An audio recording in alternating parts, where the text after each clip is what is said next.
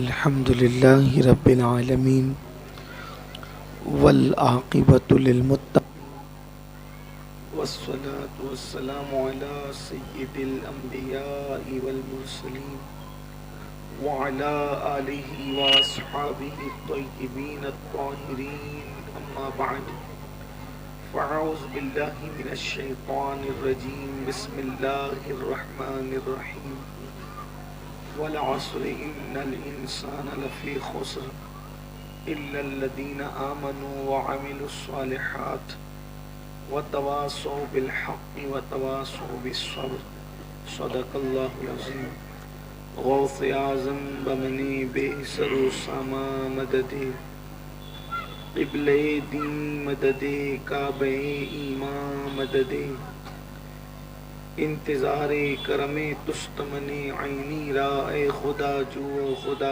بین و خدا دا مددے بگرداب بلا افتاد کشتی ضعیفان و شکستہ رات و کشتی وحق کے خواجہ عثمان ہارون مدد کن یا معین الدین چشتی مدد کن یا معین الدین چشتی مدد کن یا معین الدین چشتی ممبر پر جلوگر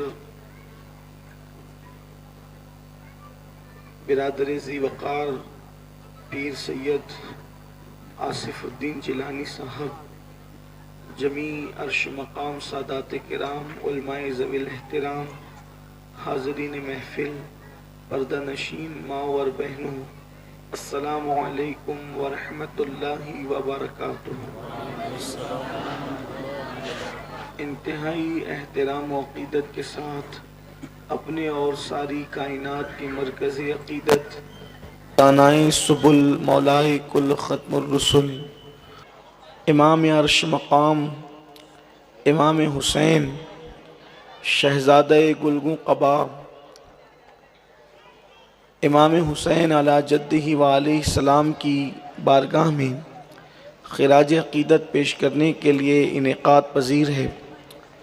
مختصر سا وقت ہمارے اور آپ کے پاس ہے۔ میں نے قرآن مقدس کی بڑی مشہور معروف اور بہت مختصر سورۃ المبارکہ کی تلاوت کی ہے اور اسے سورۃ العصر کہتے ہیں، اور جس کے بارے میں صحابہ فرماتے ہیں کہ اللہ رکھی ہے، اس سورت کے اندر اتنے خوبصورت مضامین ہے کہ اگر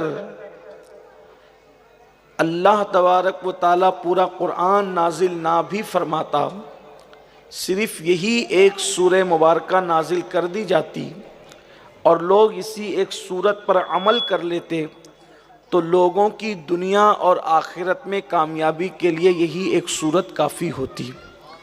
اس ایک سورت کے اندر اتنے اسرار و رموز ہے، اتنی معنویت ہے۔ ویسے تو قرآن مقدس کی کسی آیت کو لے لیں، قرآن کی ایک ایک آیت کے ظاہری 70,000 معنی موجود ہے ظاہری طور پر، اور یہ تو صرف کہنے کہلانے کو ہے۔ اہل سنت کا عقیدہ تو یہ ہے کہ قرآن مقدس کی آیتوں کا نزول بند ہو گیا ہے، لیکن قرآن مقدس کی آیتوں کے معنی کا نزول آج بھی ایمان والوں کے دلوں پر ہو رہا ہے اور وہ قیامت تک ہوتا رہے گا۔ تو اللہ تبارک و تعالیٰ نے سورۃ العصر کے اندر ایک ضابطہ عطا فرمایا، ایک قانون عطا فرمایا، انسان کو نقصان سے بچنے کا، انسان کو خسارے سے بچنے کا۔ جیسا کہ قرآن کہتا ہے والعصر، زمانے محبوب کی قسم، ان الانسان لفی خسر، انسان گھاٹے میں ہے، بے شک انسان گھاٹے میں ہے، ہر انسان ٹوٹے میں ہے، ہر انسان نقصان میں ہے۔ یعنی کہ انسان دنیا کے اندر پیدا ہوا، پیدا ہی وہ گھاٹے کے لیے گویا کہ ہو رہا ہے۔ جیسے کہ کوئی برف کی لادی کارخانے سے جب باہر نکلتی ہے تو وہ مسلسل پگھلتی ہی رہتی ہے، لادی کا کوئی فائدہ ہونا نہیں ہے، ہوا لگتی رہے گی، پگھلتی رہے گی، یعنی کہ اس میں کوئی فائدہ نہیں ہوگا، کوئی بڑھوتری نہیں ہوگی، بلکہ کم ہی کم ہوتی رہے گی، پگھلتی رہے گی۔ مگر پھر قرآن کہتا ہے ان الذین آمنوا الا الذین آمنوا وعملوا الصالحات، مگر وہ لوگ جو ایمان لائے، نیک عمل کیے، اور اس کے بعد وَتَوَاصَوْا بِالْحَقِّ وَتَوَاصَوْا بِالصَّبْرِ، اور جن لوگوں نے جو ہے وہ حق کی وصیت کی اور صبر کی وصیت کی، ایمان لانے کے بعد نیک عمل کیا، حق پر قائم رہ کر صبر کی وصیت کی یا حق پر قائم رہ کر صبر کی تلقین کی، چار صفت جن کے اندر ہے، وہ انسان نقصان سے محفوظ ہے، وہ انسان گھاٹے سے محفوظ ہے۔ اور جن کے اندر یہ چار صفت نہیں، اس کا مطلب وہ نقصان میں ہے، وہ تباہی میں ہے، وہ بربادی میں ہے۔ اب اس سورۃ المبارکہ کی روشنی کے اندر اگر ہم یزید اور امام حسین کا جائزہ لیتے ہیں تو ہمیں امام حسین اس سورہ مبارکہ کے آئینے میں امام العصر نظر آتے ہیں، تمام زمانے کے امام نظر آتے ہیں، اللہ اکبر، ہر دور کے امام نظر آتے ہیں۔ میرے پیارے آقا صلی اللہ علیہ وآلہ وسلم کے پیارے دیوانوں، قرآن مقدس نے جو ہے وہ چار صفت جو بیان فرمائی ہے نقصان سے بچنے والوں کی، اس میں پہلے صفت ہے ایمان لانا۔ اب آپ مجھے بتائیں، جو خود رسول اللہ کی گود میں گھٹی پی رہا ہے، اللہ اکبر، میرے آقا صلی اللہ علیہ وآلہ وسلم کے دیوانوں، امام حسین کی شان کیا ہے؟ دل قربان ہونے کو چاہتا ہے، طبیعت مچلتی ہے اس ذات کے اوپر جس کو رسول اللہ اپنا بیٹا فرماتے ہوں، جس کو قرآن ان کا بیٹا کہتا ہو۔ اللہ کے رسول علیہ السلام فرماتے ہیں حسین منی وانا من الحسین احب اللہ من احب حسینا، حسین و سبتم من الاسباط، کہتے ہیں کہ حسین مجھ سے ہیں، میں حسین سے ہوں، اور جس نے حسین سے محبت کی اللہ اس سے محبت کرتا ہے، اور حسین میرے بیٹوں میں ایک بیٹا ہے۔ اللہ کے رسول علیہ السلام فرماتے ہیں حسین و سبت من الاسباط، یا اس کا سبت کا ترجمہ نواسا کیا جاتا ہے، لیکن مجازی طور پر اس کو بیٹا بھی کہتے ہیں، اس لیے کہ نواسا اور پوتا بیٹے ہی کے معنی میں ہوتا ہے۔ اللہ اکبر، میرے پیارے آقا صلی اللہ علیہ وآلہ وسلم کے پیارے دیوانوں، ایک بار بلند آواز سے درود شریف پڑھ لیں۔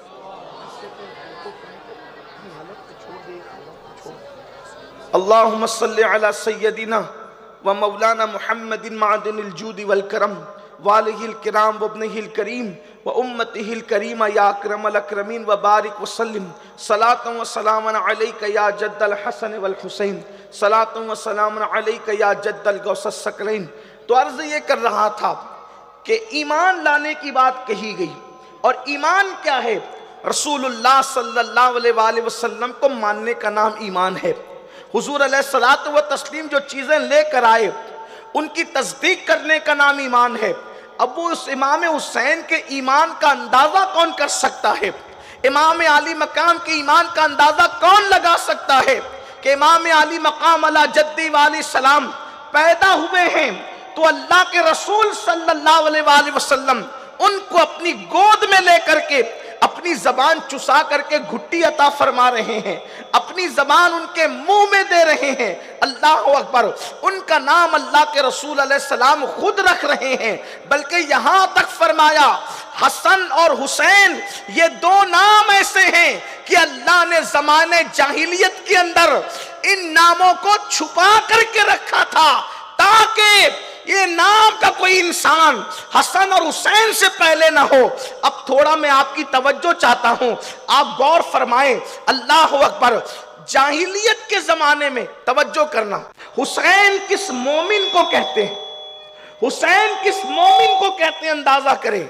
یہ حدیث صحیح میں موجود ہے، یہ حدیث صحیح میں موجود ہے کہ حسن اور حسین نام کو اللہ نے چھپا کر رکھا تھا تاکہ کوئی یہ نام نہ رکھ لے، حالانکہ ان دو ناموں کے علاوہ کوئی اور نام چھپا کے نہیں رکھے، یہی دو نام چھپا کے رکھے، حسن اور حسین چھپا کے رکھے۔ حدیث میں ہے وجہ کیونکہ رسول اللہ سے پہلے جو دور ہے وہ کفر کا دور ہے، حضور کے دور سے پہلے جو دور ہے وہ کفر کا دور ہے. ٹھیک مثال کے طور پر حضور کی آمد سے پہلے کسی کا نام حسن نہیں ہوا, کسی کا نام حسین نہیں ہوا. یعنی خدا کو حسن اور حسین سے پیار کتنا ہے کہ محبوب تیری آمد سے پہلے یہ نام میں اپنی غیرت کے پردوں میں چھپا کے رکھوں گا, کیونکہ تیری آمد سے پہلے کفر ہے, تیری آمد سے پہلے شرک ہے, تیری آمد سے پہلے جہالت ہے. تو اگر تیری آمد سے پہلے کسی کا نام حسن ہوگا تو کافر کا نام حسن ہوگا, مشرک کا نام حسن ہوگا, فاسق کا نام حسن ہوگا, شرابی کا نام حسن ہوگا. ہم چھپا کے رکھیں گے کہ جس کا نام حسن ہوگا وہ کافر نہ ہو, جس کا نام حسین ہوگا وہ کافر نہ ہو. تو تیری آمد سے پہلے کسی کا نام حسن ہوگا نہیں, اور آمد سے پہلے کافر بس رہے ہیں, مشرک بس رہے ہیں. یعنی کہ جب آپ آ جائیں گے تو حسن اور حسین کی شروعات آپ کے گھر سے ہوگی, اور اس کے بعد قیامت تک کے پھر مومن یہ نام اپنے بچوں کے نام رکھتے رہیں گے. آپ اندازہ تو فرمائیں اللہ تبارک و تعالیٰ نے یہ نام والوں کی کیا شان رکھی. کیسا مومن ہے حسین کہ یہ نام کا کوئی کافر ہوا ہی نہیں, یہ نام کا کوئی کافر, یہ نام کا آپ دیکھ لیں. لوگوں نے پہلے نام رکھے, مثال کے طور پہ عبداللہ کسی کا نام رکھا, عبداللہ ہو کر بھی کسی نے شرک کیا, حضور سے پہلے نام رکھے گئے. عبید اللہ نام رکھا, عبید اللہ کا مطلب بھی اللہ کا بندہ ہوتا ہے, اس نے بھی شرک کیا, حضور سے پہلے نام رکھے گئے. ایسے کچھ نام تھے. اسی طریقے سے الگ الگ نام رہے, انہوں نے شرک کیا, مگر قربان کتنی نفیس اس کے اندر حکمت ہے کہ آپ سے پہلے نام ہی چھپا دیا تھا. یہ دو نام زمانے جہالت میں کسی کے نہیں ہوئے, اور آج بھی الحمدللہ یہ بات آپ سے کہہ رہا ہوں, آج بھی الحمدللہ اکثر غلام حسین, غلام حسن یہ سچے مومنوں کے گھر ہی میں نام رکھے جاتے ہیں. ہاں کوئی اگر چیٹنگ سے سیاست کر لے تو الگ بات ہے, ہم اس کی بات نہیں کرتے, لیکن اکثر جو ہے یہ سارے نام الحمدللہ جو ایمان والے ہیں, غلامان حسین ہے, احترام صحابہ کے ساتھ جو اہل بیت کی بات کرتے ہیں ان کے یہاں رکھے جائیں. الا الذین آمنوا, اور جو ایمان لائے, وعملوا الصالحات, نیک عمل کی. امام علی مقام کے نیک اعمال کا جذبہ کیا تھا؟ لوگ کربلا کو صرف بطور رسم سن رہے ہیں, اس لیے عمل کا جذبہ پیدا نہیں ہو رہا ہے. لوگ کربلا کو صرف, بعض لوگوں نے تو معاذ اللہ کربلا کے جلسوں کو دھندا بنا لیا ہے, معاذ اللہ ثم معاذ اللہ, اس لیے انقلاب نہیں آ رہا ہے. ورنہ خدا کی قسم کربلا سن کر کسی کی زندگی نہ بدلے ہو ہی نہیں سکتا. یا تو سننے والا چیٹنگ کر رہا ہے, یا تو بولنے والے میں میری طرح کوئی بدعمل آ گیا ہے. ورنہ کربلا کی تاثیر یہ ہے کہ کربلا جس تک پہنچا انقلاب بپا کیا. ارے نادان ہے وہ لوگ جو کربلا کو نہ سمجھ سکے. کربلا کافر کے پاس پہنچے تو اس کو بھی مومن بنا دی. داستان کربلا نے کافر, ارے داستان تو داستان ہے, صرف سر حسین کی زیارت نے کسی کو مومن بنا دی. آپ بار بار سنتے رہتے ہیں, لوگوں کو کیا خبر. جب لٹا ہوا قافلہ دمشق کی طرف جانے لگا اور نیزے پر سر بلند تھے, دنیا نے دیکھا ہر شہید ہونے والا مرنے والے کا سر نیچے کیا دشمن نے, جس کو کاٹا پیروں میں رکھا, جس کو کاٹا زمین میں رکھا. لیکن یہ کربلا والوں کی شان ہے کہ دشمن سر کاٹ کے بھی نیزے پہ بلند کرتا ہے, اور سر حسین اور شہیدان کربلا بتاتے کٹ کر بھی آخر تم سے اوپر ہی ہے. یہ بلندی دی, خدا نے اہل بیت کو بلندی دی. دشمن بھی بلند کرنے پہ مجبور ہے, کیونکہ خدا جسے بلند کرے اسے نیچا کون کر سکتا ہے. سر اوپر ہے, قافلہ جا رہا ہے, ایک گرجا کے قریب سستانے کے لیے، آرام کرنے کے لیے یزیدی لشکر رکتا ہے۔ ایک راہب، عیسائی راہب جو عیسائیوں کا عالم تھا، وہ کبھی نہیں نکلا اپنے گرجا سے۔ اس دن وہ نکلا، اور نکلنے کے بعد اس نے کہا، بلکہ اس کے نکلنے کا بھی سبب یہ بنا کہ گرجا پہ ایک شعر لکھا ہوا تھا کہ جس نے امام حسین کو شہید کر دیا، کیا وہ یہ توقع کرتے ہیں کہ ان کے نانا کی شفاعت ان کو نصیب ہوگی، یعنی ان کو شفاعت ملنے والی؟ اپنے خلاف جب شعر دیکھا تو انہوں نے گرجا کے راہب سے پوچھا، یہ کس نے لکھا؟ اس نے کہا، کس نے لکھا مجھے بھی نہیں پتا، اتنا جانتا ہوں کہ عیسیٰ علیہ السلام کے ماننے والوں کی یہ عبادت گاہ ہے، اور تمہارے نبی کی ولادت سے، پیدائش سے صدیوں پہلے یہ شعر قدرتی قلم سے یہاں لکھا ہوا ہے، غیبی قلم نے لکھا ہے، کسی انسان کا لکھا ہوا نہیں ہے۔ گویا کہ پہلے سے معلوم ہے نا ساری چیزیں کہ ادھر سے بھی کچھ گزرے گا تو ان ظالموں کو عبرت ہو۔ تو اس نے کہا، یہ کیا ہے؟ یہ جو میں سر دیکھ رہا ہوں یہ کوئی معمولی سر نظر نہیں آتے۔ تو ایک بدبخت نے کہا، یہ حسین ابن علی کا سر ہے۔ تو کہا، وہی جو تمہارے نبی کے نواسے تھے؟ کہا، ہاں نبی کے نواسے کا سر ہے۔ کہا، کیا ہوا؟ ان ظالموں نے بالکل اٹھ پٹانگ باتیں کی، تو اس راہب پر کوئی اثر نہیں پڑا۔ اہل بیت کے خلاف انہوں نے بکواس کی، راہب جانتا تھا کہ یہ غلط بک رہے ہیں، تو راہب نے اتنا کہا، یہ سر کیا ایک رات کے لیے مجھے دے سکتے ہو؟ ایک رات کے لیے میرے سپرد کر سکتے ہو؟ راہب کے کہنے پر انہوں نے کہا، دیں گے، اس کے بدلے میں تم ہمیں کیا دو گے؟ تو راہب نے کہا، میری پوری زندگی کی جتنی کمائی ہے سب کمائی لا کر میں تمہیں دے دیتا ہوں، بس ایک رات کے لیے مجھے سر حسین چاہیے، صرف ایک رات کے لیے، بس میں اپنے جوانوں کی توجہ چاہتا ہوں۔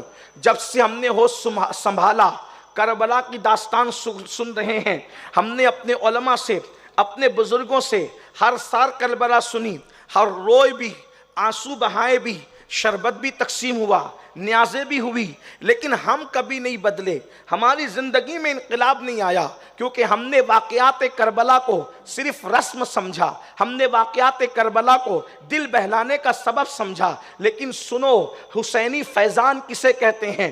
حسینی فیضان کیسے انقلاب لاتا ہے، کربلا کی عقیدتیں کیسے بدلتی ہے انسان کو۔ راہب ہے، عیسائیوں کا پیشوا ہے، عیسائیوں کا رہنما ہے، عیسائیوں کا عالم ہے۔ دیکھو، کسی مذہب کے عالم کو بدلنا آسان نہیں ہوتا، عوام مذہب تبدیل کرتی ہے، عالم لوگ کسی بھی مذہب کے بہت جلدی سے مذہب تبدیل نہیں کرتے، کیونکہ وہ پیشوا ہوتے ہیں، وہ اپنی قوم کے قائد ہوتے ہیں، وہ اپنی قوم کے امام ہوتے ہیں، تو بہت جلدی سے وہ مذہب تبدیل نہیں کرتے۔ مگر اللہ اکبر، جب اس شخص نے کہا، اس راہب نے کہا، یہ تمہارے نبی کا، تمہارے پیغمبر کا نواسہ ہے، کیا ایک رات کے لیے تم یہ سر مجھے دے سکتے ہو؟ اس کے بدلے میں اپنی پوری زندگی کی کمائی دے دوں گا۔ اس سے پتا چلا مسلمانوں، اہل بیت پر جو اپنی کمائی قربان کرتا ہے، اہل بیت اس کو محروم نہیں رکھتے، دینے والا اپنی حیثیت کے مطابق ان کی ذات میں خرچ کرتا ہے، خاندان نبوت اپنی شان کے مطابق اس کی جھولی کو بھر دیا کرتے ہیں۔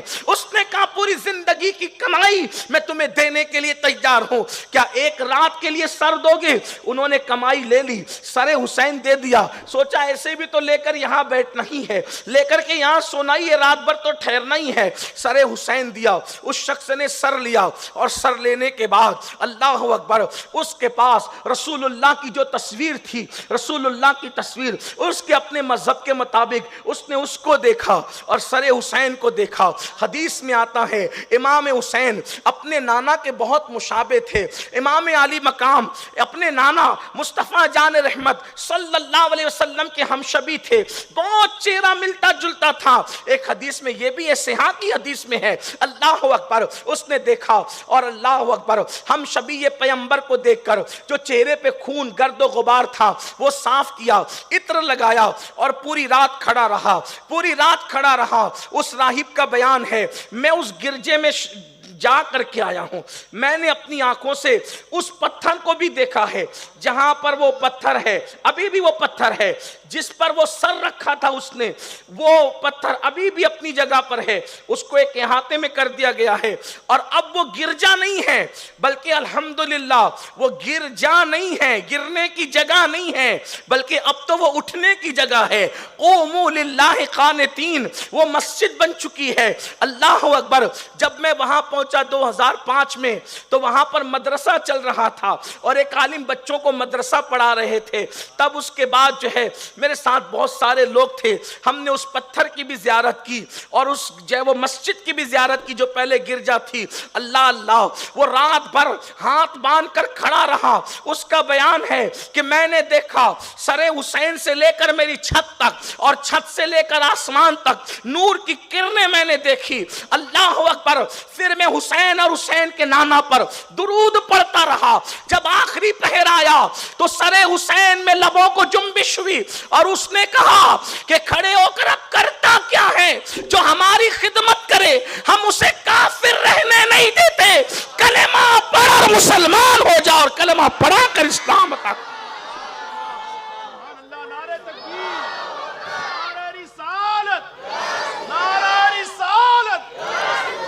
امام حسین نے بعد شہادت بھی لوگوں کو ایمان کی دولت عطا کی. میں پریشان ہوں, حیران ہوں, وہاں کافروں کو ایمان کی دولت مل رہی ہے صرف ہاتھ باندھ کر کھڑے ہونے سے. یہاں پورا کربلا سن کر بھی آخر نمازی لوگ کیوں نہیں بنتے؟ پورا کربلا سن کر بھی لوگ گندی فلمیں دیکھنا کیوں نہیں چھوڑتے؟ پورا کربلا سن کر بھی لوگ گانے گنگنانا کیوں نہیں چھوڑتے؟ پورا کربلا سن کر بھی لوگ عورتوں پر پاپ کی نظر ڈالنا کیوں نہیں چھوڑتے؟ پورا کربلا سن کر بھی لوگ حرام کھانا کیوں نہیں چھوڑتے؟ پورا کربلا سن کر بھی لوگ سود کے دھندے کرنا کیوں نہیں چھوڑتے؟ حیرت ہے, کیونکہ لوگ سمجھتے ہیں ساری برائیاں تو یزید میں تھی, میں تو دودھ کا دھلا ہوا ہوں. ارے تو بھی حسینی کہلا کر کے پکا یزید بن رہا ہے. سود کے دھندے کر رہا ہے تو تجھ میں اور یزید میں فرق کیا ہے؟ حسین کے نانا کا دل وہ بھی دکھا رہا تھا, حسین پاک کے نانا کا دل تو بھی دکھا رہا ہے. ارے میرے حسین نے کس طریقے سے اپنے گھر والوں کی تربیت کی تھی, پرورش کی تھی.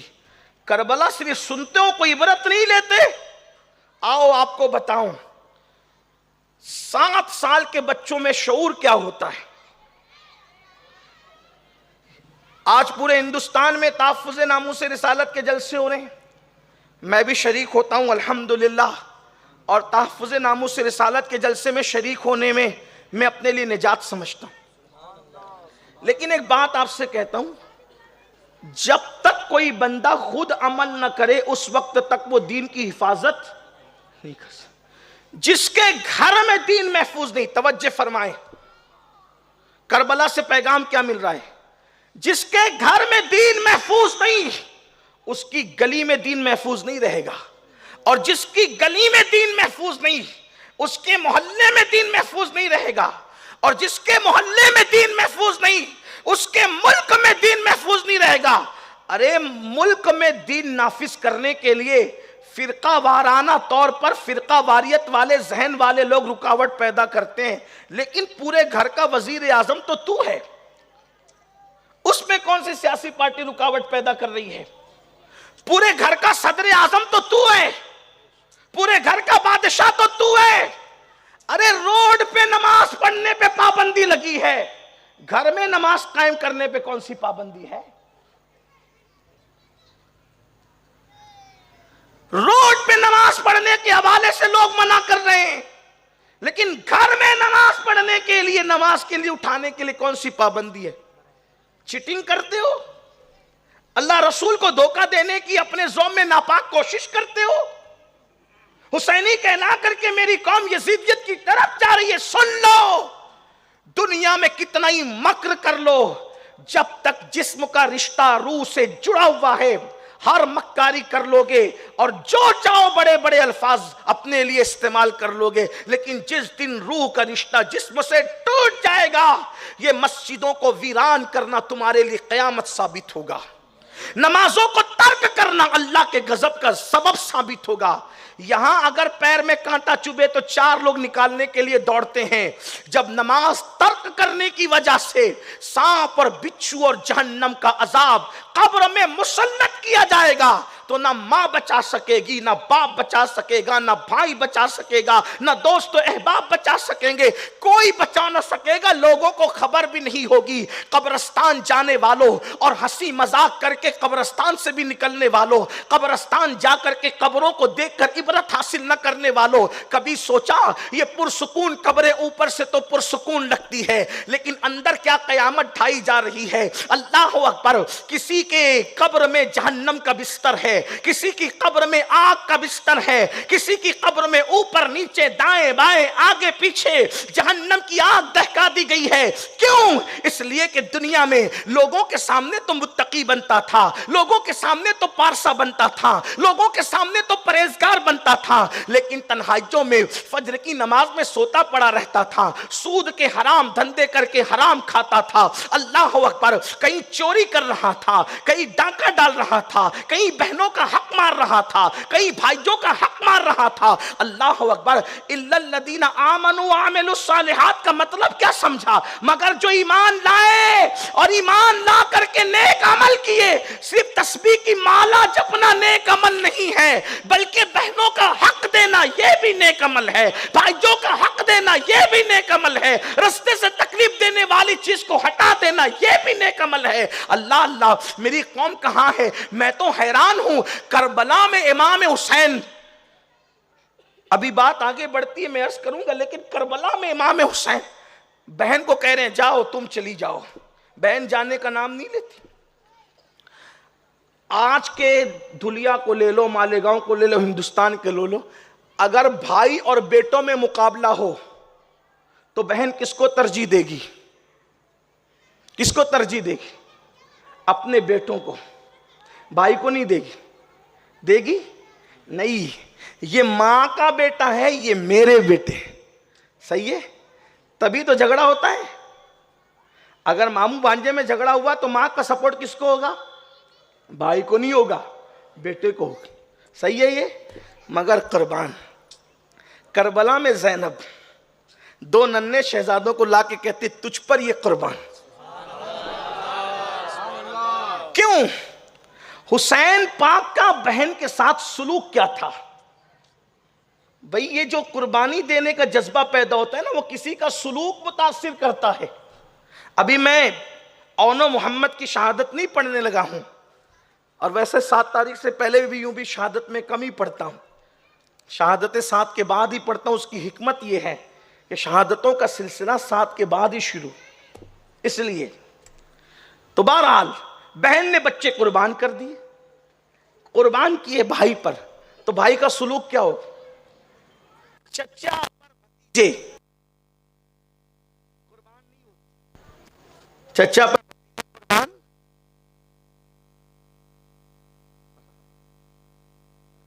قاسم قربان ہونے کے لیے رو رہے ہیں. آج کا بھتیجا چچا سے لڑنے کے لیے کیس کر دیتا ہے. 10 بائی 10 کے ٹکڑے کے لیے وہ چچا کو مارنے اور گالی دینے پہ دوڑتا ہے، اور وہاں جان قربان ہو رہی ہے. ساتھ سلوک کیا کیا تھا کہ بھتیجا قربان ہونے کو، اور ایک نہیں سارے بھتیجے جتنے آئے تھے سب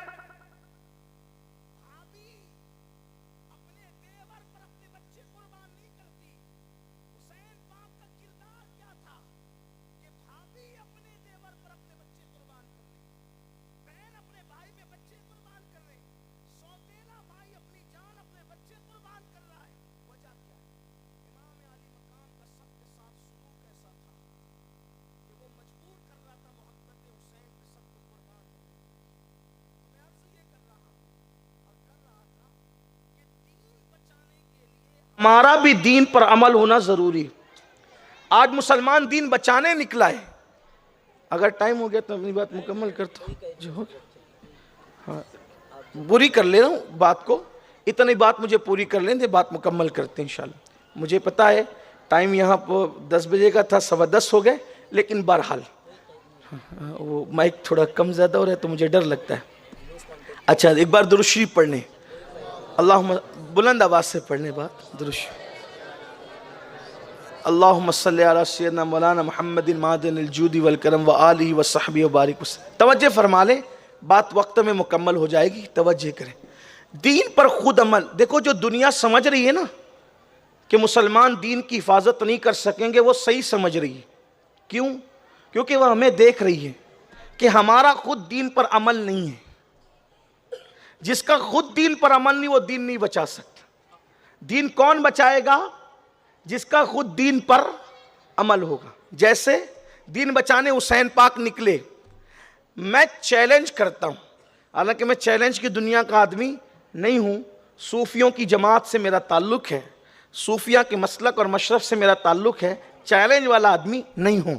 یہ چیلنج کی بات مناظر لوگ کرتے ہیں، میں کوئی مناظر نہیں ہوں، ٹھیک؟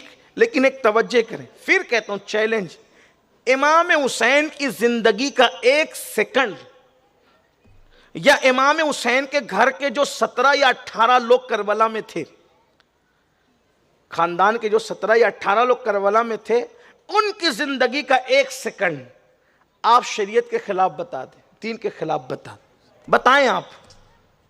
حتیٰ کہ کربلا کے بہت سے واقعات جو 22,000 کا لشکر سامنے تھا، ان لوگوں نے بیان کیا۔ وجہ وہ کہتے ہیں کہ ہم آئے تو یزیدیوں کے ساتھ تھے، لیکن جب ان 72 نفوس کو ہم نے دین پہ عمل کرتے دیکھا تو ہم نے تلوار رکھ کر ہم سائیڈ ہو گئے، وہ منظر دیکھنے لگے کہ آخر یہ 72 اپنے زمانے کے سب سے بہتر لوگ ہیں جو دین بچانے آئے ہیں۔ اب یہاں لبیک یا رسول اللہ کے نعروں کی گونج ہے، غلامی رسول میں موت بھی قبول ہے کا نعرہ ہے، لیکن دنیا دیکھ رہی ہے کہ فجر میں مسجد ویران ہے۔ جو قوم اپنی نیند قربان نہ کرے اپنے دین پر، اپنے نبی پر، وہ قوم اپنی جان کیا قربان کر سکتی ہے؟ جان کی قربانی کیا دے سکتی ہے؟ جان کی قربانیاں انہوں نے دی جنہوں نے دین پر عمل کیا۔ یہاں تو دین پر عمل ہی کیا ہے؟ آپ دیکھیں، بلکہ بڑی معذرت کے ساتھ دنیا دار لوگوں کا تو کوئی حال ہی نہیں، جو دین دار کہلاتے ہیں ان میں بھی اب میں دین نہیں دیکھتا، الا ماشاءاللہ، ان میں بھی دین نظر نہیں آتا۔ وہاں بھی کیا ہے؟ اللہ کے رسول نے فرمایا تم میں کا کوئی اس وقت تک کامل مومن نہیں ہو سکتا جب تک کہ جو چیز اپنے لیے پسند کرے وہی اپنی ایمان والے بھائی کے لیے پسند نہ کرے، اس وقت تک مومن نہیں ہو سکتا۔ جب میں اپنے لیے پسند کرتا ہوں کہ میرے گھر کا آنگن صاف رہے، تو دوسرے کے گھر کے لیے بھی مجھے کیا پسند ہونا چاہیے؟ اس کا بھی آنگن صاف رہے۔ جب میں یہ پسند کرتا ہوں کہ کوئی مجھے گالی نہ دے، تو میں بھی کسی کو گالی نہ دوں۔ جب میں اپنے لیے پسند کرتا ہوں کہ میرے بیٹے اور میری بیٹی کا رشتہ جب اچھا آئے تو کوئی اس کو نہ توڑے، تو میں بھی کسی کے اچھے آئے ہوئے رشتے میں جو ہے وہ رکھنا اندازی نہ کروں، اس میں رکاوٹ نہ بنوں۔ لیکن آپ چراغ لے کر نہیں، سورج لے کر ڈھونڈیے کہ میری طرح بہت سے لوگ جن کے چہروں پہ داڑیاں، سروں پہ ٹوپیاں ہیں، کیا وہ اس پر عمل کرتے نظر آ رہے ہیں؟ ایک حد تک نماز بھی پڑھتے ہیں، لیکن جو اپنے لیے پسند کرتے ہیں کیا وہ اوروں کے لیے پسند کرتے ہیں؟ یہ حسین پاک کا دین پر عمل تھا۔ حسین امام العصر ہے، وہ دین بچانے نکلے تھے۔ دین پر عمل کیا تھا ذرا اس کو دیکھ لو۔ لوگ کہتے ہیں حور جہنم سے جنت کو پلٹ آیا، جہنم سے جنت کو پلٹ آیا، جہنم، سب تاریخ نگاروں نے لکھا۔ میں نے کہا بالکل صحیح، لیکن کیوں پلٹ آیا وہ بھی تو دیکھو۔ حور پلٹ کیوں آئے؟ حور یزید کے تنخواہ داروں میں سے تھے، حور یزید کے ملازمین میں سے تھے، پیسہ لیتے تھے وہاں سے، اور امام حسین کو قیدی بنانے آئے تھے۔ بھئی جو قیدی بنانے آتا ہے اگر وہ دوست بن جائے تو کوئی تو بات ہوگی، کوئی مارنے آتا ہے اور وہ شکار ہو جائے کوئی تو بات ہوگی۔ کیا بات تھی؟ حسین پاک کا دین پر عمل جو ہمارے پاس نہیں ہے۔ اگر کوئی مجھے گالی دے دے تو پلٹ کر میں نے کیا کرنا ہے؟ تو وہ کہتا ہے مولانا میں کم تھوڑی ہوں، میں تو اینٹ کا جواب پتھر سے دے۔ یہ حسینیت ہے؟ آستین چڑھا کر کے اینٹ کا جواب یہ حسین نہ۔ حسینیت کیا ہے؟ نانا کو جیسے دیکھا ویسی کیا۔ کیا حور آ رہے ہیں؟ توجہ کرنا، دین جو دین بچانے نکلتا پہلے اس کا دین پر عمل ہوتا ہے۔ خود تو ایسی پھٹی پھٹی جینس پہن رہے ہیں کہ مانڈی بھی دکھ رہی، گھٹنے بھی دکھ رہے ہیں، حرام کام کر رہے ہیں، اور پھر کہہ رہے ہیں ہم دین بچانے نکلے ہیں۔ خاک دین بچے گا؟ سب کو ارطغرل غازی بننا ہے، دین پر عمل کچھ نہیں کرنا ہے۔ یہ ٹی وی والا ارطغرل غازی کچھ نہیں ہے، وہ سچا ارطغرل غازی وہ ہے جو محی الدین ابن عربی کا تربیت یافتہ تھا، جس کی راتیں درود پڑھتے گزرتی تھی، جس کا دن گھوڑے کی پیٹھ پہ گزرتا تھا۔ صرف ٹوپی پہن لینے سے اور مٹک دھڑک کر کے چلنے سے کوئی تھوڑی ارطغرل، وہ اللہ کا ولی تھا جو سنت مصطفیٰ میں ڈھل گیا تھا، جس نے کبھی بے وضو نام محمد کیا نام حسین بھی نہ لیا تھا، جو نام علی مرتضیٰ لیتا تھا تو فاتح خیبر کی محبت میں ڈھیر ہو جاتا تھا۔ صرف کپڑے کوٹ ٹوپیاں نہیں کسی کو بناتی، چولا بدلنے سے انسان نہیں بدلتا، دل بدلنے سے انسان بدلتا ہے۔ انسان کپڑے بدلنے، اسلام کپڑے بدلنے نہیں، اسلام دلوں کو بدلنے کے لیے آیا ہے، اسلام دلوں میں انقلاب پیدا کرنے کے لیے آیا ہے۔ کوئی کربلا سنے تو صحیح، اور 1000 کا لشکر لے کر امام حسین کو قیدی بنانے آ رہے ہیں، جنتی جوانوں کے سردار کو قیدی بنانے آ رہے ہیں۔ دور سے غازی عباس نے دیکھ کر کہا آقا حسین ذرا دیکھیں تو صحیح، دھول اڑتی گرد اڑتی نظر آ رہی ہے۔ امام نے فرمایا لشکر آ رہا ہے، انا للہ و انا الیہ راجعون۔ امام نے انا للہ پڑھی، لشکر آ رہا ہے، لشکر آ رہا ہے۔ امام نے دیکھا، دیکھنے کے بعد کہا ٹھیک ہے، خیر ہے تو خیر ہے ورنہ مقابلہ کریں گے۔ آیا سامنے حر نظر آئے، حر آ کر کے کہتے ہیں میں آپ کو قیدی بنانے آیا ہوں۔ کس کو؟ رسول اللہ کا سگا نواز۔ آج کوئی کسی سید کو کہہ دے میں تجھے قیدی بنانے آیا ہوں تو 4 لوگ اٹھ کر کھڑے ہوں گے نا، لیکن آج تو نسب میں کتنے واسطے ہیں، کسی کے 40، کسی کے 38، کسی کے 35، کسی کے اس سے زیادہ ہے نا، کہیں شک ہے، کہیں شبہات ہے، کہیں تاریخ ہے، کہیں نہیں ہے، وغیرہ وغیرہ۔ لیکن حسین تو ایسے سید ہیں کہ وہاں تو منافقوں کو بھی نسب پر اعتراض نہیں، وہاں تو کافروں کو بھی اعتراض نہیں، لیکن لوگوں نے ان کو بھی کہور کہہ رہے ہیں کہ میں تجھے قیدی بنانے آیا ہوں۔ مولا حسین نے کہا تو مجھے قیدی بنائے گا، تیری ماں تجھ پہ روئے۔ یہ عرب میں دستور تھا، جب کسی سے پہ غصے میں آتے تھے بہت شریف لوگ تو غصے کا اظہار لوگ گالی دے کے کرتے تھے، تو شریف لوگ یہ جملہ کہہ کے کرتے تھے کہ تیری ماں تجھ پہ روئے، یہ کہتے تھے، یا تیری ناک خاک آلود ہو۔ حضور علیہ السلام سے یہی 2 جملے بہت جلال میں سنے گئے، یہ بھی نانا کی سنت کے طور پہ کہا، غصے میں آئے تو بھی سنت مصطفیٰ کے مطابق، اپنے نفس سے نہیں۔ دیکھو یہ ہے دین بچانے والے لوگ۔ نانا سے غصے میں 2 ہی جملے نکلے، کیا تیری ماں تجھ پہ روئے یا تیری ناک خاک آلود ہو۔ اب ناک خاک آلود ہو کی لوگوں نے تشریح کی، ہمارے محدثین اور شارحین نے، کہ یعنی تیری ناک خاک آلود ہو۔ لیکن حضور سے جب ہم سنتے ہیں تو عشق کہتا ہے کہ حضور گویا کہہ رہے ہیں تیری ناک خاک آلود ہو، یعنی اللہ تجھے سجدے کی اتنی توفیق دے کہ تیری ناک خاک آلود ہو، تیری ناک پر خاک لگ جائے زمین کی۔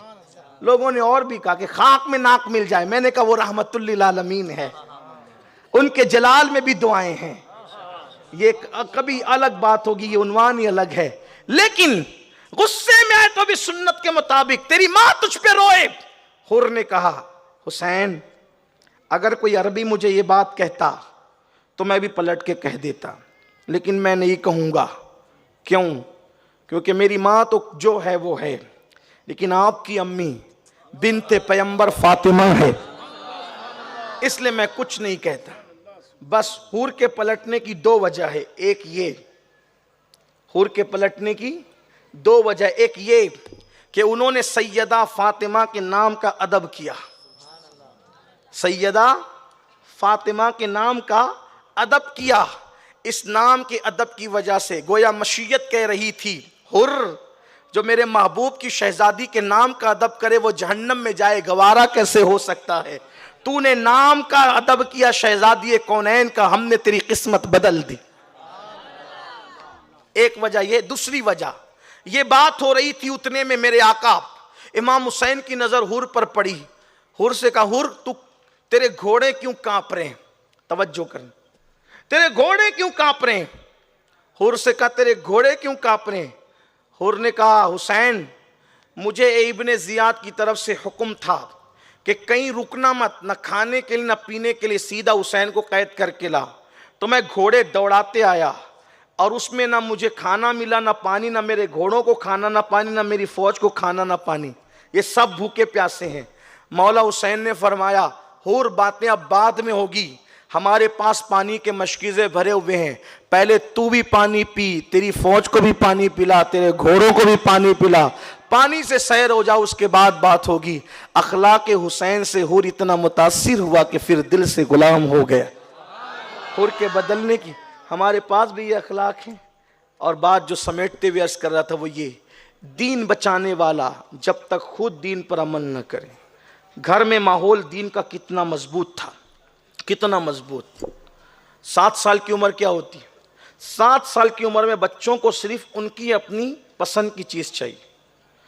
چاکلیٹ کہہ دیا چاہیے، حرام حلال سے کوئی مطلب نہیں، کسی کا ہی بچہ ہو، عالم کا ہو، غیر عالم کا ہو، جاہل کا ہو، ان پڑھ کا ہو، 7 سال کے بچوں کو کچھ نہیں ہو۔ انہوں نے کہہ دیا مجھے جو ہے وہ پیزا چاہیے تو چاہیے، انہوں نے کہہ دیا چاکلیٹ چاہیے تو چاہیے، جوتے چاہیے تو چاہیے، ان کو کچھ نہیں ہوتا۔ چھوٹے بچوں کی کوئی فکر نہیں ہوتی، ان کی اپنی فکر، ان کی خواہش ہوتی، بس یہی ہوتا ہے۔ اب توجہ کرنا، اب بچے بھوکے ہو نا، اگر بھوکے تو پھر ان کو یہ نہیں ہوتا کہ گھر میں کیا پڑا ہے یا باہر کسی کے یہاں کیا پڑا ہے، میت ہو گئی ہے یا شادی ہے، ان کو بھوک لگی تو میت میں بھی کہتے ہیں کہ مجھے کھانا دو، ہے نا، یہ ایسے ہی ہوتا ہے۔ 6-7 سال 8 سال کی عمر ایسی ہوتی۔ اب آئیے بات اختتام کو پہنچتی ہے۔ مولا حسین نے دین پر ایسے عمل کیا، ابھی آپ سن چکے۔ گھر میں کیسا دین تھا جو ہمارے یہاں نہیں۔ ایک حد تک کہ باہر ہم لوگ دین پہ عمل کرتے ہیں، نماز بھی پڑھ لیتے ہیں، داڑھی بھی رکھ لیتے ہیں، کرتا پاجامہ بھی ایک حد تک ہے، تھوڑا سا لمٹ سمٹ کر باہر بیٹھ بھی جاتے ہیں تاکہ لوگ اچھے سے ہمیں دیکھیں، ہماری تعریف کریں۔ گھر کے اندر دیندار کہلانے والے الا ماشاءاللہ ان کے گھروں میں بھی دین نہیں۔ بہت جگہ جانا ہوتا ہے، بہت جگہ، لیکن دیکھا کہ باہر تو ماشاءاللہ شوہر کی بڑی لمبی داڑھی ہے، لیکن گھر میں بیٹی نے جو ہے وہ سنا کسی سے کہ آدھی آستین کے کپڑے پہن رکھے۔ گھر میں ٹی وی بھی چلتا ہے، سیریل بھی چلتے ہیں، فلمیں بھی چلتی ہے، اور پھر حاجی صاحب بھی بیٹھ کے دیکھتے ہیں بچوں کے ساتھ، اور مولانا جاتے ہیں تو اس کے اوپر کپڑا ڈھانک دیتے ہیں۔ میں دیکھ کر کے ہنستا ہوں، یا اللہ، یہ ٹی وی میں جو یہ فلم سیریل دیکھتے ہیں، یہ مولانا سے چھپانے کے لیے کپڑا ڈھانکتا ہے، کیا یہ مولا سے بھی چھپا سکتا ہے اس ٹی وی اور فلم کو؟ تو جنت آپ کو مولانا سے لینی ہے کہ مولا سے لینی ہے؟ مولانا سے تو آپ نے ٹی وی چھپا لی، لیکن مولا سے؟ میں ٹی وی کے بارے میں کچھ نہیں کہہ رہا ہوں، میں کہہ رہا ہوں جو اس میں سیریل دیکھتے ہو۔ میرا عنوان ٹی وی نہیں ہے، میرا عنوان ٹی وی کا سیریل ہے، میرا عنوان ٹی وی کی فلم ہے، میرا عنوان ٹی وی پر دیکھے جانے والے گندے مناظر ہے۔ نفس ٹی وی پہ مجھے کوئی گفتگو نہیں ہے، میں کوئی دروازہ کھول کر آپ کے لیے جانا نہیں چاہتا دنیا والوں کو۔ میں صرف یہ کہنا چاہتا ہوں اس میں فلم کیوں دیکھتے ہو، سیریل کیوں دیکھتے ہو؟ مولانا سے چھپا رہے ہو، مولا تو دیکھ رہے ہیں۔ آپ مجھے بتائیں، کئی دعوتوں میں ہم نے دیکھا دوپٹے ڈال دیں گے، چادر ڈال دیں گے، میں تو خوشی بھی ہوتی ہے، دعا بھی نکلتی ہے، چلو اتنا احترام تو ہے کہ کسی سے تو چھپا رہے ہیں، لیکن کم سے کم یہ تو دیکھتے کہ مولا سے بھی تو چھپاتے، اور مولا سے کوئی چیز چھپ سکتی ہے؟ تو پھر جب یہ عقیدہ ہے کہ چھپ نہیں سکتی تو پھر چھوڑ دیتے۔ نرم نرم بستروں پر لیٹ کر کے گندی فلمیں کیوں دیکھتے، گندی فلموں کا نظارہ کیوں کرتے؟ دین بچانے کے لیے دین پر عمل ضرور۔ 7 سال کی ننھی شہزادی ہے امام حسین کی، اور وہی کربلا میں 7، مولا حسین پاک کی ایک ہی شہزادی کربلا میں 7 تھی، اور ایک شہزادی مدینہ منورہ میں بیماری کی وجہ سے چھوڑ دی گئی تھی، جن کا نام ہے سیدہ فاطمہ صغرا، اور سیدہ سکینہ جسے سکینہ بھی کہتے ہیں، وہ 7 تھی۔ ٹھیک، اب کربلا ہو گئی، کربلا ہو گئی، تھوڑا سا سمجھیں اس کو۔ واقعات کربلا ہو گئے، शहादतें हो गई, घोड़ों की टापों से लाशें कुचल दी गई, नेज़ों पर सर उठा लिए गए। इमाम ज़ैनुल आबिदीन के गले में लोहे का बना हुआ तौक डाल दिया गया। बीमार ज़ैनुल आबिदीन के गले में लोहे का बना हुआ तौक, हाथों में हथकड़ियां हैं, जिसके हाथ चूमे जाते हैं आज उसके हाथों में हथकड़ियां हैं। हालात की सितम ज़रीफियां देखें, लोगों के हालात देखें, लोगों के बदलते हुए ख्यालात देखें। ऊंटों की नंगी पीठ पर सैदानियां हैं। अब देखना, पानी बंद होता है 7 मुहर्रम से, 7, 8, 9, 10, 7 का पूरा दिन। चलें इसको आप न जोड़ें क्योंकि हो सकता है खैमे के अंदर पानी पहले से जमा हो, 7 को वो इस्तेमाल हो गया, 8, 9, 10, 3 दिन हो गए। 11 तारीख की सुबह को करबला से काफिला चला, कितने दिन हो गए? 4। कूफा पहुंचने में आप 4 दिन पकड़ लें, कितने दिन हो गए? 8। अब अगर इस अपनी कम से कम अपनी अकल की एक रविश के मुताबिक, तहकीक के मुताबिक अगर आप 8 दिन की प्यास और भूख पकड़ें तो 7 साल की बच्ची है और 8 दिन की भूख है, उसको अब तसव्वुर में लाएं। सिर्फ ये कि किताब की लिखी हुई करबला की बात नहीं करता, थोड़ा सा अक्ल के तराजू पर भी कुछ परखते हो तो जरा गौर करो। 8 दिन की भूख और प्यास और 7 साल की शहजादी। अभी मैं औरों पर कोई कलाम और गुफ्तगू नहीं करता, सिर्फ शहजादी सैयदा सुकैना या सकीना पर बात करता हूं। 7 साल की शहजादी, 8 दिन की भूख और प्यास, और उस 8 दिन में 3 दिन प्यास के और 2 दिन इंतहाई गम के। उसमें से एक दिन ऐसा देखा उस 7 साल की शहजादी ने कि 6 महीने के भाई से लेकर 56 साल के बाबा तक सबकी शहादतें देखी, सबकी लाशें देखी, सबकी मौत देखी, सबको घोड़ों से कुचलते देखा, सबके लाशें पर घोड़े दौड़ते देखा, खेमों को जलते देखा, बीबियों के दुपट्टों को छिलते देखा, खुद चेहरे पे तमाचे खाई, खुद कानों की बालियां ऐसे खिंची गई कि कान कट गए। ये सारे दुख सहकर भी हजरत सैयदा सुकैना अपनी फूफी के साथ बांध दी गई, और सिर्फ बांध नहीं दी गई, एक मकाम पर तो जब ऊंटों को दौड़ाया गया तो सुकैना सवारी से नीचे गिर गई। जब सवारी से नीचे गिरी तो ये भी हमारे सूफिया ने बयान फरमाया है। सूफिया किराम कहते हैं जब सुकैना सवारी से नीचे गिरी तो आवाज दी जाती थी रुको रुको, रोकते नहीं रोकते थे। तो अचानक जो नेज़े पर सरे हुसैन था वो जमीन पे आ गया। बीबियों की आवाज पे नहीं रोका तो सरे हुसैन, ये सूफिया की रिवायत, सरे हुसैन जमीन पे आया तो उठाने की कोशिश की गई, उठा नहीं। जब उठा नहीं तो एक बदबख्त इमाम ज़ैनुल आबिदीन के पास आया, ज़ैनुल आबिदीन तेरा बाप चलने को तैयार नहीं, क्या वजह है? इमाम ज़ैनुल आबिदीन ने फरमाया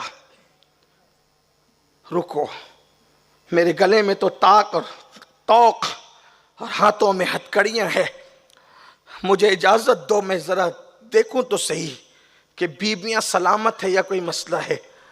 जब बीबियों को देखा तो फूफी से पूछा, फूफी अम्मी सकीना कहाँ है? तो कहा सकीना तो रात को गिर गई,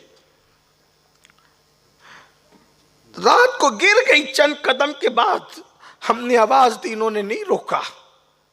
तो कहा अच्छा, कहा मेरा बाबा इसलिए नहीं चलता कि बाबा की अमानत इस जंगल में छूट गई, बाबा की अमानत इस जंगल में छूट गई।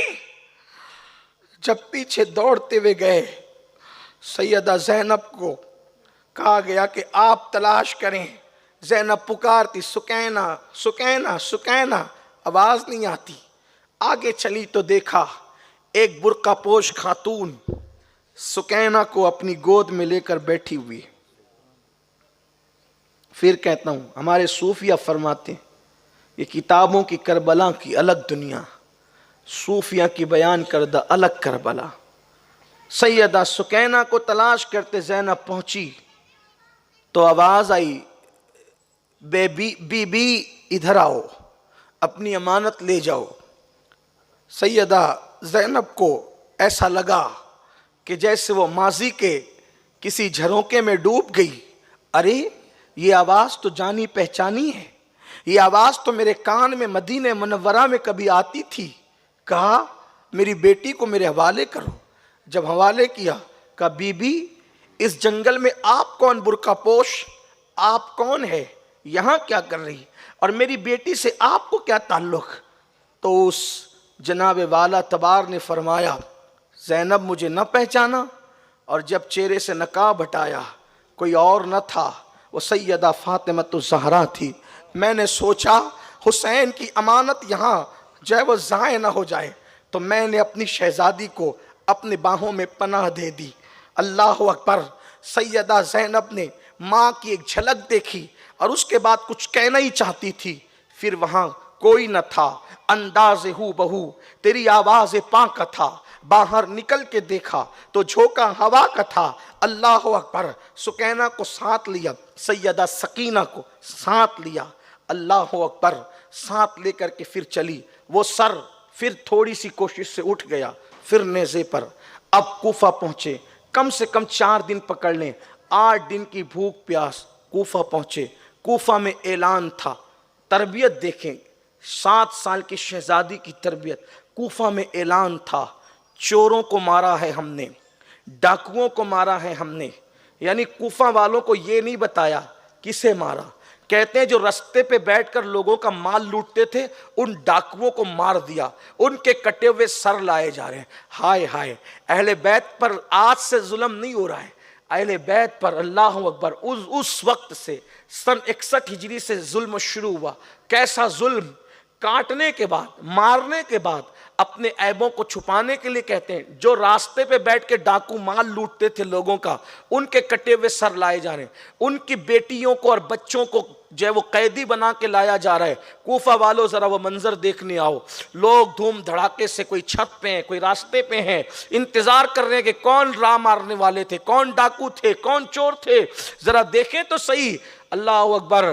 جب کٹے ہوئے سر آئے تو اللہ اللہ، گرد و آلود، غبار آلود، خون آلود، پہچانے نہیں جاتے تھے سر کس کے تھے، سمجھ میں نہیں آتا تھا۔ البتہ جو کوفہ کی عورتیں تھیں، ان کوفہ کی عورتوں کو تربیت تھی۔ سب سے پہلے درس قرآن کوفہ کی سرزمین پہ جس نے دیا وہ سیدہ زینب بنت فاطمۃ الزہرا ہیں۔ سب سے پہلے قرآن کا درس کوفہ میں انہوں نے شروع کیا۔ کوفہ کی عورتوں کو واعظ کہتی تھی، درس دیتی تھی۔ اللہ اکبر۔ تو تربیت یافتہ لوگ تھے، مولا علی کے، سیدہ زینب کے، گویا کہ ان سے دین سیکھا تھا۔ اور کوفہ میں یوں بھی 70 بدری صحابہ تھے، ان سے دین سیکھا تھا لوگوں نے۔ تو انہوں نے سن رکھا تھا اگر قیدیوں سے نیکی کرو تو زیادہ ثواب ملتا ہے، بلائیں ٹلتی ہے، تکلیفیں دور ہوتی ہے۔ تو کوفہ کی چھت پہ بیٹھی ہوئی وہ عورتیں، اونٹ پہ بیٹھنے والی سیدانیاں جنہوں نے بالوں سے یا سر جھکا کر اپنے چہرے چھپا رکھے تھے، انہوں نے روٹیاں، کھجوریں پھینکنا شروع کیا اور کہا یہ صدقہ ہے، صدقہ ہے، صدقہ ہے۔ 8 دن کی بھوکی سکینہ جب گرم روٹیاں اور کھجور اپنے پہ پڑتے دیکھا، لوگ مئی کے مہینے میں اگر 14 گھنٹے کا روزہ رکھتے ہیں تو شربت کو دیکھ کے رال ٹپکتی ہے، ہاتھ سے بڑے بڑے صبر والوں کی تسبیح چھوٹتی ہے۔ اگر تاخیر ہوتی ہے تو لوگ کہتے ہیں کہ مؤذن صاحب کہیں اذان کا دینا بھول تو نہیں گیا، افطار کا اعلان کرنا بھول، یہ کیفیت ہوتی۔ 14 گھنٹے 15 گھنٹے کے روزے میں لوگوں کی حالت یہ ہوتی ہے۔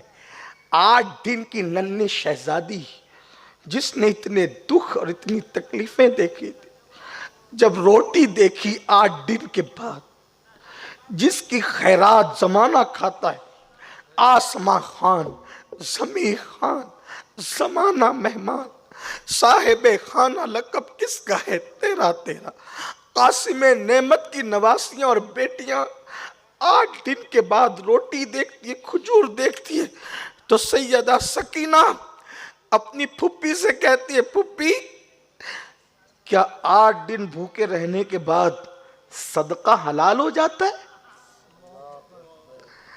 सदका हलाल हो जाता है? फुप्पी, अम्मी हम आले मोहम्मद, अल्लाह ने हम पे सदका हराम किया है, सैयदों पे सदका हराम है, ज़कात हराम है। क्या 8 दिन की भूख के बाद सदका हराम हो जाता है? 8 दिन की भूख देखकर भी मसला पूछ रही है। मतलब हुसैन पाक की तरबियत ये थी, भूख को तरजीह नहीं दी जाएगी बल्कि अल्लाह के दीन को तरजीह दी जाएगी। तब उसके बाद सैयदा ज़ैनब ने फरमाया, कूफा की औरतों हमें सदका क्या देती हो, हम सदका लेने वाले लोग नहीं हैं, हम आले पैगंबर हैं, हमारा सदका लोग खाते हैं, हम लोगों का सदका नहीं खाया करते। तब लोगों को पता चला कि आने वाले को ये है इमाम अली मकाम का घराना, ये है तरबियत। आज हमारे घरों में ये माहौल है, बच्चियां जींस पहन रही है, बच्चियां टी शर्ट पहन रही, बच्चियां नंगे सर घूम रही। हम दीन की क्या बात कर रहे हैं? दीन की बात करने का हक उन लोगों को था जिन्होंने दीन पे अमल किया। यूं तरबियत की। करबला से मोहब्बत करने वालों, अहले बैत से मोहब्बत करने वालों, मेरी गुजारिश है खुद भी दीन पे अमल करो, अपने बच्चों की तरबियत भी ऐसी करो वो दीन पे अमल करे। अल्लाह पाक हम सबको तौफीक दे। गुफ्तगू के दरमियान कोई गलती हो तो अल्लाह माफ़ फरमाए। सूरतुल असर के आईने में इमाम अली मकाम की ज़िंदगी फिर कभी अर्ज़ की जाएगी। कोई गुफ्तगू के दरमियान ख़ता लग़ज़िश हो गई हो अल्लाह माफ़ करे। अच्छी बातें मेरे अल्लाह रसूल की तरफ से हैं, बुरी बातें मेरे नफ्स की शरारत है जिससे मैं अल्लाह की बारगाह में ताइब हूँ। अल्लाह ताला हम सबको तौफीक बख्शे। सुन्नी दावत इस्लामी हमारे आपकी इस धुलिया में एक तवील अरसे से काम कर रही है। माशाअल्लाह हमारे रिजवान भाई हैं, हाफिज़ दानिश साहब हैं, अब्दुल रहीम टेलर साहब हैं, और भी बहुत से हमारे साथी और रफ़क़ा हैं, सबके नाम मुझे नहीं याद आते। ये काम कर रहे हैं यहाँ। आप सुन्नी दावत इस्लामी से जुड़िए, हफ्तावारी इज्तिमा होता है, करीब आइए, महफिलें होती है, करीब आइए और दीन के दाई बने। इमाम अर्श मकाम, इमाम अली मकाम का मिशन लेकर, दीन का मिशन लेकर ये नौजवान चले हैं, इनका सपोर्ट करें, साथ दें। माशाअल्लाह ये छोटी सी ज़मीन इन लोगों ने ख़रीदी, कर्ज़ लेकर भी, चंदा करके भी। माशाअल्लाह यहाँ एक इबादतगाह तामीर हो गई, बाजू की जगह भी इन लोगों ने ली है और अभी उसकी जो है वो रकम की अदायगी बाकी है। और ये लोग चाहते हैं कि महफिल हुसैन पाक में आने वाले जो लोग हैं, अगर मस्जिद के मामले में, ज़मीन लेने में इनका सपोर्ट कर दें तो अल्लाह आपको जज़ा देगा। क्योंकि जो अल्लाह की राह में देता है गोया वो अल्लाह को कर्ज़ हसना देता है।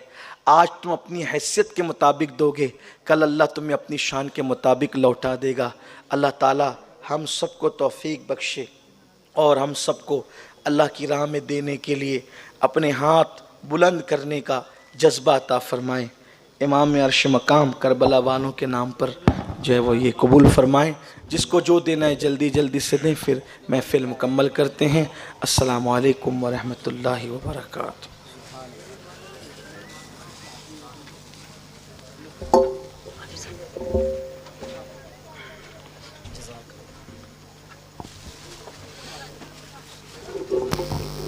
सुभान अल्लाह। आप लोग बैठे रहें। जो ज़रात आप तक पहुंच रहे हैं मस्जिद की जगह के लिए,